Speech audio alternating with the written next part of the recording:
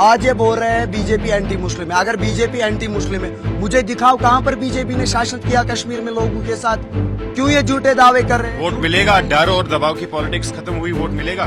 देखिए, मैंने आपको इससे पहले भी बोला है, ये तो डर की जी राजनीति कर रहे थे और झूठी राजनीति कर रहे हैं। आज जम्मू कश्मीर का युवा मोदी जी का सिपाही बन चुका है, क्योंकि मोदी जी एक महबूब तरीन लीडर है, विजनरी लीडर है। आप देखिए उन्होंने लोगों का कितना विकास किया है। प्रधानमंत्री नरेंद्र मोदी की श्रीनगर रैली में पार्टी के कार्यकर्ता शामिल होने के लिए पहुंच रहे हैं। हम इस समय एसके स्टेडियम के बाहर हैं और आप तस्वीरों में देख सकते हैं भारतीय जनता पार्टी फुल जोश के साथ यहां पर पहुंच रहे हैं और इन कार्यकर्ताओं से भी बातचीत करेंगे। और आज प्रधानमंत्री नरेंद्र मोदी पहली बार कश्मीर वोट मांगने के लिए पहुंच रहे हैं, चुनावी प्रचार के लिए पहुंच रहे हैं।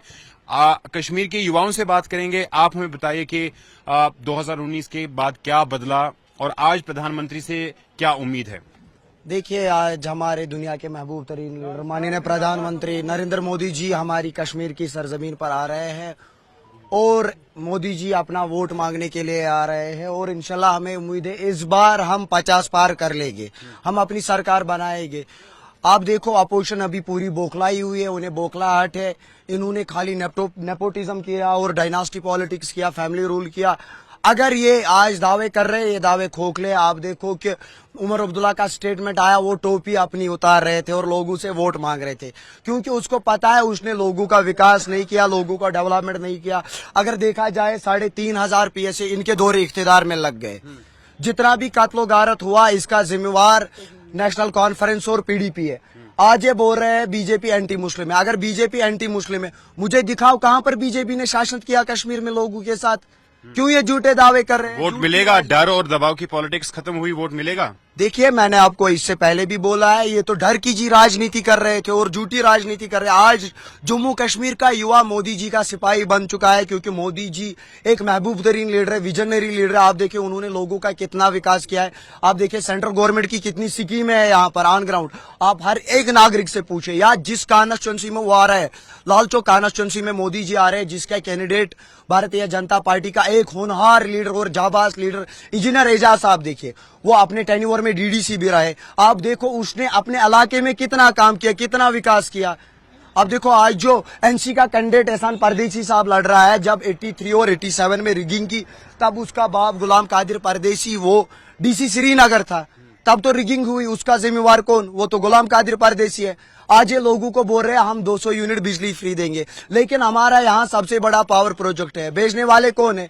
यही NC है। अगर बची कुछ कसर बाकी रही, वो तो PDP ने पूरी की। 110 नौजवान जमीन बोस हो गए, कबर बोस हो गए, वो किन्होंने की? वो तो हमारी महबूबा मुफ्ती जी ने करवाया। 370 के एब्रोगेशन से आपके जीवन पे क्या असर हुआ और आपको लगता है कुछ बदलाव आया कश्मीर में उससे? कश्मीर में 2-4 साल की पहले की बात की जाए, खासकर मैं डिस्ट्रिक्ट पुलवामा की रहने वाला हूँ, वहाँ हड़ताल होती थी, स्कूलें बंद रहती थी। आज की डेट में देखा जाए कि बाजार खुला रहता है, लाल चौक में 12 बजे तक लोग घूमते रहते हैं। यहाँ से जम्मू तक खासकर 12 घंटे लगते थे, आज में 2-4 घंटे में इंसान जम्मू पहुंचता है। डेवलपमेंट में बहुत अच्छी हुई है जम्मू कश्मीर में। आपके माध्यम से मैं गुजारिश करना चाहता हूँ मोदी साहब को कि हमारे जो पहाड़ी लोग हैं ST के, ये बहकू में रहते हैं 6 महीना अपने मकानों में रहते हैं, लेकिन खाली 20 रुपये की बिजली जलाते हैं लोग। इनको बिजली फीस में इजाफा हो रहा है। मेरी गुजारिश है आपके माध्यम से कि जो गुज्जर बकरवाल लोग हैं, ट्राइबल एरिया के पहाड़ी लोग हैं, गरीब लोग हैं, इनको बिजली फीस फ्री मिलनी चाहिए। और जो हमारे कंडी इलाके के लोग हैं, सीजन से पहले बर्फबारी की वजह से मेवा बागात का नुकसान हुआ है और ये KCC माफ होने चाहिए। खास बातचीत करने के लिए मेरे साथ भारतीय जनता पार्टी के सीनियर नेता और जो राजपुरा कॉन्स्टिट्यूंसी से चुनाव भी लड़ रहे थे, अरशीद भट्ट, क्या उम्मीदें हैं आज प्राइम मिनिस्टर नरेंद्र मोदी से पहली बार कश्मीर से वोट मांगने के लिए पहुंच रहे हैं? आज अगर देखें जो प्राइम मिनिस्टर साहब का एक जो विजन, जो पॉलिटिकल डाइवर्सिटी के लिए हम 10 साल से लड़ रहे हैं, चाहे कोई भी सोशो पॉलिटिकल एक्टिविटी, आज वो ख्वाब शर्मंद तहबीर हुआ है कि आज एक नई पॉलिटिकल डाइवर्सिटी जो वायबिलिटी की हम बात कर रहे थे, वो लोगों के सामने है। आज प्राइम मिनिस्टर साहब आम यहाँ के जनता से मिलने जा रहे हैं। ये सब के लिए खुशाइंद कदम है और सारे जो भी युवा नेता हैं, नए लोगों को जो मौका मिला है पॉलिटिकल चीज़ों को रिप्रेजेंट करें, ये सब के लिए आज शायद, और हम पुरुमीद हैं कि लोग अब पूरे जोश के, क्योंकि आम पहली बार आज तक जब भी कोई प्राइम मिनिस्टर यहाँ एंट्री करता था तो सारा कुछ लग रहा था कि एक सिस्टम के तहत हो रहा है। आज अगर इसमें पार्टिसिपेट करें, आम लोग करें, यही सबसे बड़ी एक अचीवमेंट। कल आपकी कॉन्स्टिट्यूंसी में वोटिंग हुई, किस तरह का रिस्पांस था और आज जो यहाँ पर आपको क्या लग रहा है किस तरह का रिस्पांस होगा? क्या इस बार वोट देंगे कश्मीरी? अगर राजपुरा पुलवामा की बात करें आपका, तो हमारे से बेहतर एक रिसर्च होगा वहाँ का।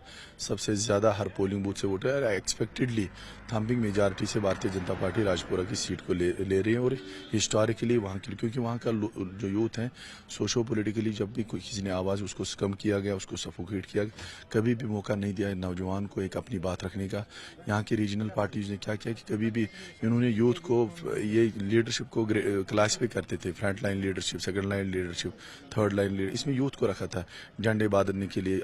अगर यूथ एक इंटेलेक्चुअल एसेट होता है, पढ़ाई में भी आगे होता है और समझता है, यूथ की आवाज़ को कनेक्ट करता है, लेकिन इन्होंने कभी मौका, इन्होंने एज के हिसाब से लीडरशिप को आगे रखा है।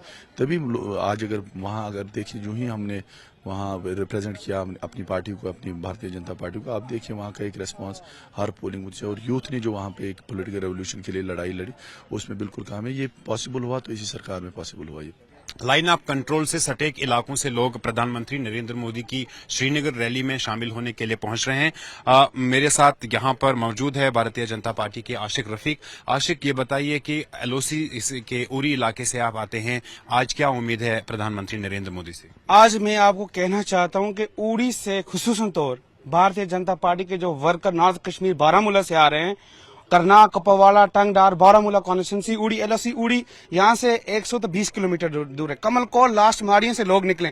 लोग मोदी जी का वहाँ कैंडिडेट नहीं है, भारतीय जनता पार्टी का। भारतीय जनता पार्टी ने वहाँ कैंडिडेट नहीं है, हमने किसी इंडिपेंडेंट को सपोर्ट करनी है भारतीय जनता।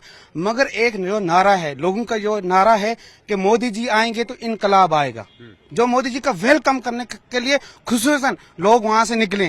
वरना भारतीय जनता पार्टी का ये जो कहते हैं आज नेशनल वाले, कांग्रेस वाले, पीडीपी वाले कि यहाँ से बीजेपी, प्राइम मिनिस्टर जी ने इस बारी जम्मू कश्मीर में भारतीय जनता पार्टी की सरकार बनेगी और इनको अपने बॉक्स बंद करके भागना पड़ेगा।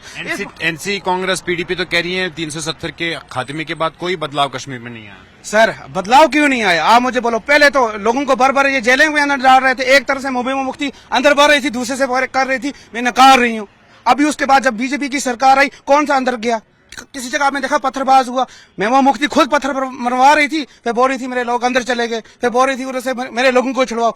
महबूबा मुफ्ती की जब सरकार थी, नेशनल कॉन्फ्रेंस की थी, इन्होंने यहाँ पे आतंकवाद लाया, आतंकवाद को बढ़ावा दिया, पत्थरबाज पैदा किए, माओं से अपने बच्चे छीन लिए। अब जब से प्राइम मिनिस्टर नरेंद्र मोदी जी की सरकार आ रही है, लड़की रात 12 बजे तक लाल चौक में घूमती है, लड़की को चलने का मौका मिल रहा है। हम खुशी से आ रहे। पहले हम उड़ी से निकलते हैं, खोजेबाग में इतना पथराव होता था, हमारी गाड़ी के शीशे टूट जाते थे। जब 2019 में प्राइम मिनिस्टर नरेंद्र मोदी जी आए, रैली से वापस जा रहे थे, मैं तब छोटा था, उससे मेरी उम्र छोटा था। बोतल एक साइड से आई बोतल और दूसरी साइड से खिड़की से बाहर निकल गई। आप एलओसी के एरिया में रहते हैं, वहां किस तरह का बदलाव आपने देखा 2019 के बाद? जो मैं एलओसी उड़ी पे देखता हूँ, लोगों में एक अमन आ गया है, चैन आ गया है। लोग अब ये सीन, जब उड़ी से चलते हैं, बारामूला आते हैं, बिना डर से आते हैं, रात को आके होटल में रहते हैं, कोई किसी चीज का डर ही नहीं है। सबसे पहले जो मोदी जी ने यहाँ शांति लाने का काम किया, ये सबसे बड़ा काम है। जो यहाँ की तरक्की, कोई शेलिंग वगैरह नहीं होती है, सब बंद हो गया। शेलिंग बंद हो गई, रोडें बन गई, सड़कें बन गई। इन्होंने क्या किया? मैं चाहता हूं कि इस बारी भारतीय जनता पार्टी को 8 तारीख को सरकार बने। सबसे ज्यादा मुझे बोलो, पहले किस पोलिंग बूथ पे कैमरा लगा हुआ होता है? आज जहां बंदा वोट डाल रहा है, अपना बटन दबा रहा है, एनसी को दबा रहा है, एनसी को जा रहा है, पीडीपी को दबा रहा है, भारतीय जनता पार्टी को दबा रहा है। पहले क्या होता था, पोलिंग बूथ के ऊपर पता ही नहीं चलता था लोग वोट कहां डाल रहे हो, जा कहां रहा है। इनका इतना दबदबाव था। इधर नेशनल कॉन्फ्रेंस के जो वर्कर थे वो एसपी के पावर रखते थे, गुंडे बन के रहते थे, किसी को जाने नहीं देते थे अंदर वोट डालने के लिए, खुद ही डाल के निकल जाते थे। आज देखो, अगर कैमरे के आगे कोई खड़ा रहता है, कैमरा बता देता है भाई कैसे खड़े। प्राइम मिनिस्टर नरेंद्र मोदी जी के आने से जम्मू कश्मीर में हमें अपना हक मिला, हमें जीने का वो एहसास मिला, हमें बोलने का हक मिला। ये तो किसी को बोलने नहीं देते थे। अगर रात को मैं नेशनल कॉन्फ्रेंस के किसी बंदे को छेड़ता था, सुबह ऐसा चौके मुझे गिरफ्तार कर देता था। इतना इनका दबदबाव था। अब देखो सब अमन में। प्रधानमंत्री नरेंद्र मोदी की श्रीनगर रैली में पार्टी के कार्यकर्ता शामिल होने के लिए पहुंच रहे हैं। हम इस समय एसके स्टेडियम के बाहर खड़े हैं और आप देखिए पार्टी